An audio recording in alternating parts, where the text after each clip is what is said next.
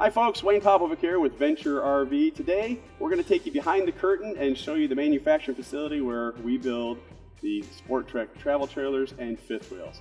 We're going to start with the bare frame and take you to the end of the line where you're going to see a completed unit, a lot like the ones you see behind me right now. So we've got a lot to show you, so let's get started. All right, here we are at the beginning of the line. This is where the chassis get rolled in. We actually put the tires and the axles on in station here. We consider this the foundation of the camper. The stronger your foundation is, the better everything you build on top of it is. The tires we're using are Goodyear tires. They're 10 ply, speed rated up to 87 miles an hour. We're using Dexter axles, which are also American made. It's got a 5-year warranty on them. The frame we use is a BAL NXG frame. It's powder coated and huck bolted together instead of being welded. 90+% of the industry uses a welded I-beam frame that they either dip or spray for corrosion protection. This is actually powder coated and baked on. So the steel we use is American steel. It's HSLA. It's the same steel you find in cars and trucks, construction equipment, bridge supports. It's designed for high stress applications and tends to be a little lighter weight than an I-beam chassis. So some of those things really set our product apart. Again, 90% industry does it differently.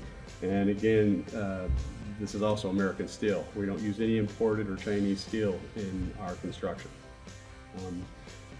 The underbelly on our chassis is enclosed. It's got a double wall fluted polypropylene membrane that goes right there. It's puncture resistant, also gives you better aerodynamics. Heated underbelly, the tanks are heated. The tanks are actually wrapped in a foil insulation. So there's really a lot that we do that you don't always see with other manufacturers. So let's take you over and show you what the floor looks like. All right, let's talk about floor construction. All right, another part of the foundation. The more stable your floor is, the more stable everything that's built on top of it's going to be. Every floor we build is 5/8 tongue and groove plywood. Okay?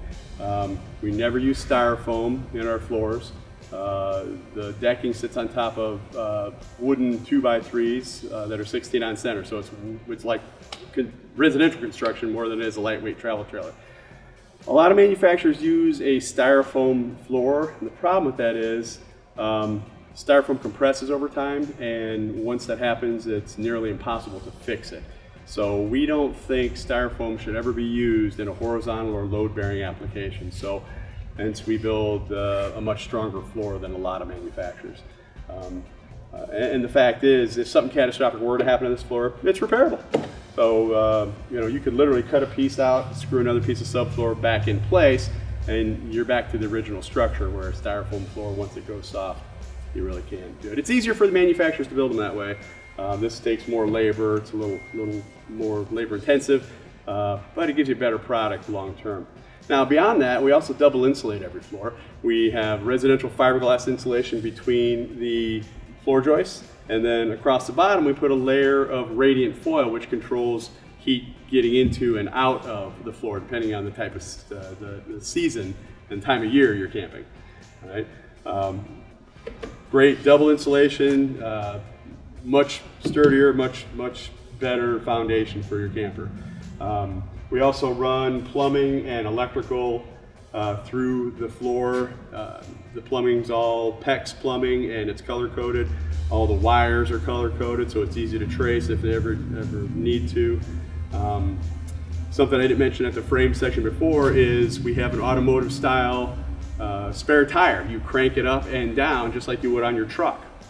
We also have manual overrides for the slide systems. The rack and pinion slide systems have a crank in and out in case something happens to the power, you ever have to do that.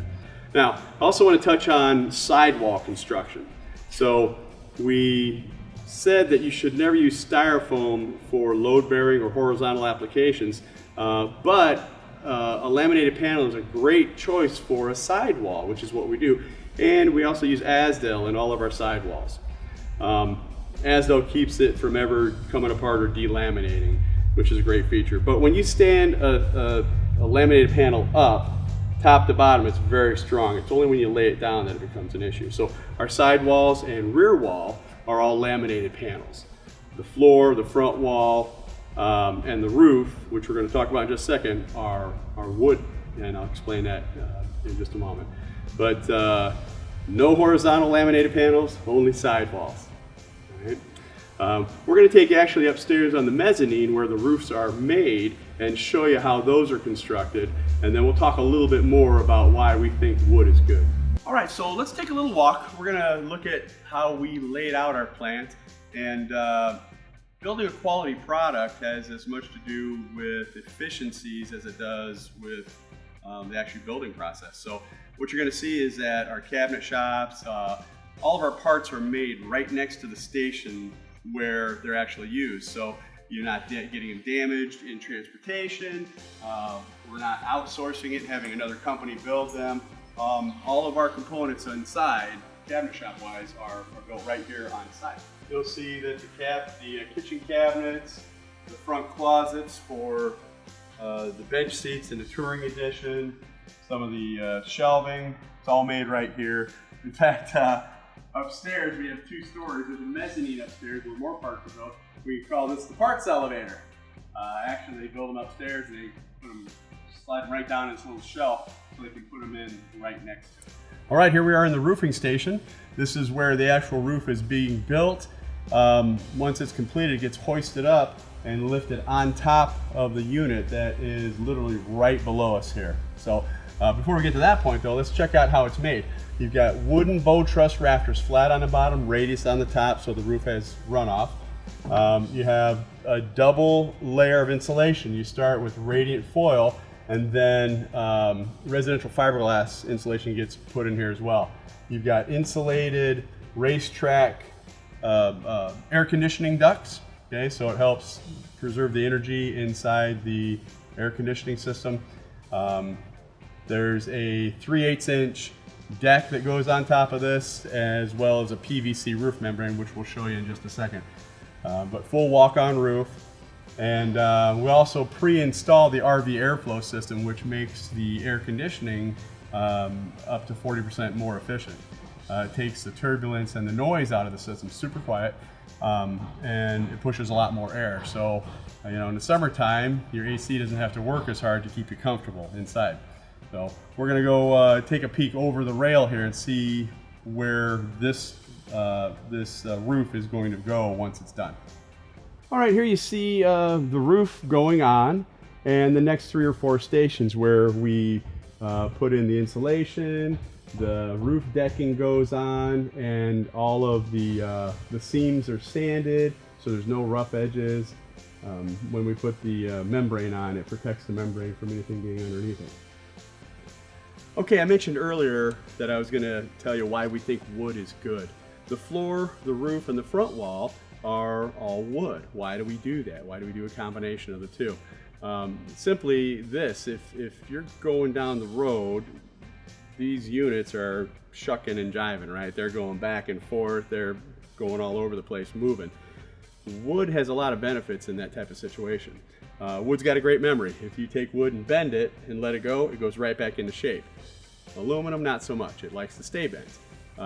Wood has a natural R value. It's an insulator. Metal is a conductor. It pulls heat away.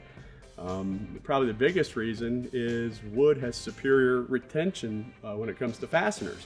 You know, you put a screw or a staple into a piece of wood and all the threads are doing their job. You put a screw into a piece of 040 aluminum tubing, and how many threads are holding it in place? All right, let's just take a little walk down the production line and watch these things go from a frame to an actual camper that you'll see on the dealer's lot. You've got the insulation going in on the roof, the radiant foil being installed. We get down a station here and the front caps are being put in place. All of our front caps are molded, laid up fiberglass with automotive windshields inserted into them. Really makes it nice on the inside. A lot of light, makes the whole thing look bigger. You know, you'll notice that the graphics are starting to get put on. That's a tough job, getting those graphics straight every time. Okay, once the caps get put on, then you've got the molding that goes on the edges, and more of the outside starts to get finished. They've got the slide outs inserted into the holes. They're trimming all that out. Actually starting to look like something you'll see on the dealer's lot pretty soon. Another thing that's worth talking about is quality control online. As you walk through this production line, you'll find different colors of tape. Here's some red tape, for example. This is inspector's tape. They found something that they didn't like and needs to be addressed. So we have inspectors at every stop in the line, basically checking work, making sure it's up to quality.